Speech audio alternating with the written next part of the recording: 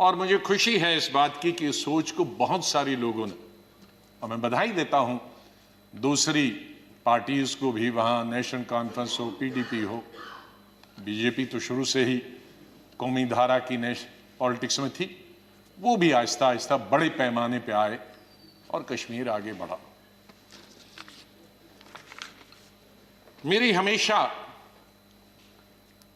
ये सोच रही कि हम बड़े खुशकिस्मत हैं, जन्नत हिंदुस्तान ही है।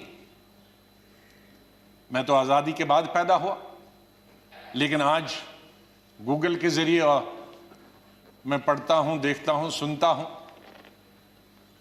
यूट्यूब के जरिए पढ़ता हूं। मैं उन खुशकिस्मत लोगों में हूं जो पाकिस्तान कभी नहीं गया,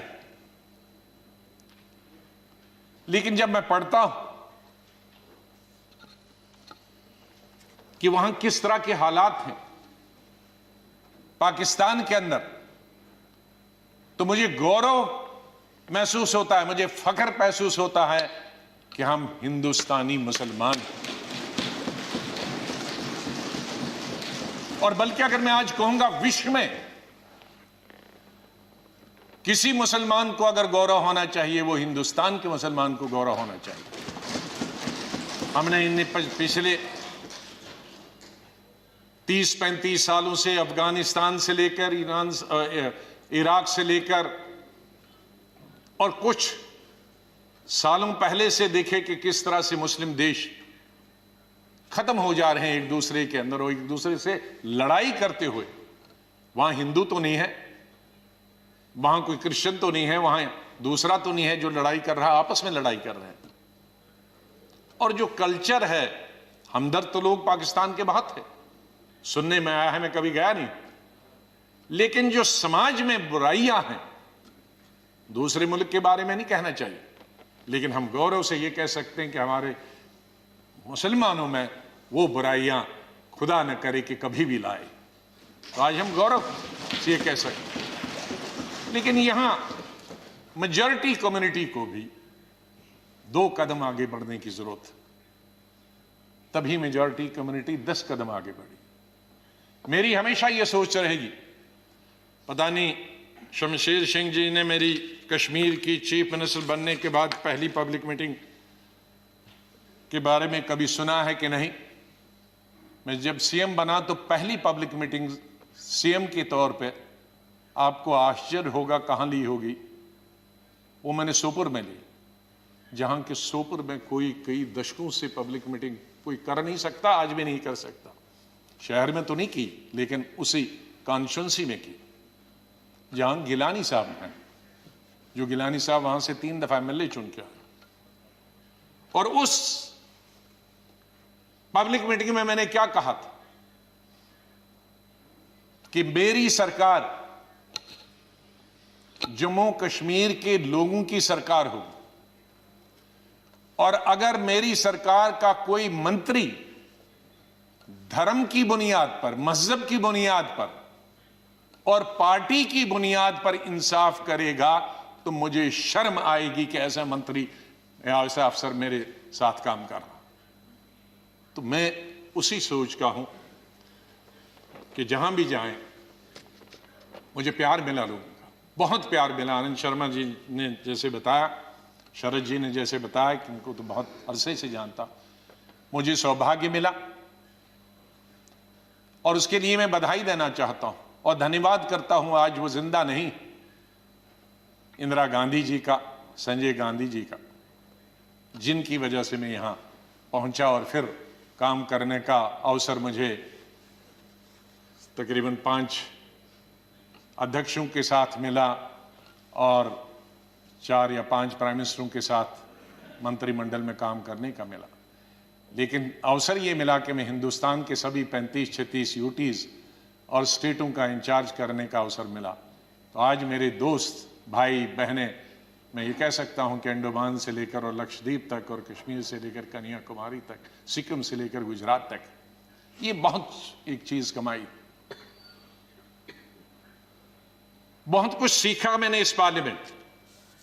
मुझे अवसर मिला पार्टी के जनशक्ति या मंत्री के रूप में, वो इंदिरा जी के वक्त में मिला, राजीव जी के वक्त में मिला, सोनिया गांधी जी के वक्त में वो अवसर उन्होंने मुझे प्राप्त कराया, राहुल गांधी जी के वक्त में, और मुझे शायद बहुत सारे कम लोगों को ये अवसर प्राप्त हुआ होगा कि जो अपनी उम्र से दुगने के लोग थे और बड़े लीडर थे, उनके साथ पार्टी की तरफ से मीटिंग करने का मौका मिला और पार्टी के साथ कई नेगोशिएशन करने का मौका मिला।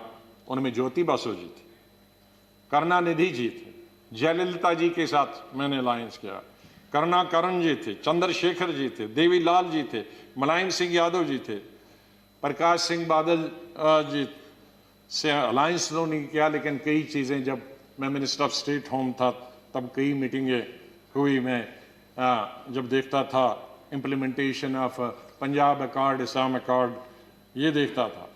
आई.के. गुजराल साहब से, शुभू सोरेन जी से, शाहब तंगल जी से, मुपनार जी से, फारूक साहब से, मुफ्ती साहब से, ये सब लोगों के साथ कई दफ़ा, और यही वजह है कि यहाँ भी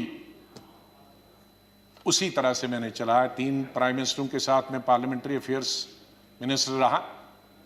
मैं उस बात को भूल नहीं सकता कि इंदिरा जी फोतेदार जी और हमें बताती थी। फोतेदार जी पॉलिटिकल सेक्रेटरी थे, मैं यूथ कांग्रेस का प्रेसिडेंट था। कहा जरा अटल जी से भी संपर्क में रहा करो। बीजेपी ने, उन्होंने कहा अटल जी से संपर्क में रहा करो। तो वो इस सोच की थी।